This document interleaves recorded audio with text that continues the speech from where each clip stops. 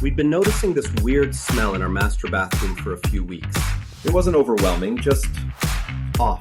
I kept thinking maybe it was the drains or something, but it wouldn't go away. I finally called RestoPros of North Houston just to have them take a look. Honestly, I was expecting them to tell me it was nothing. Instead, they found mold growing behind our shower wall that we had no idea was there. Turns out there'd been a slow leak for who knows how long. They had to take out the drywall, the tub, pretty much gut that whole section of the bathroom. It was a lot more than I was expecting. But they walked us through everything and kept us updated the whole time. Now that it's all dried out and treated, I'm just relieved we caught it when we did. I don't even want to think about what it would have looked like in another year.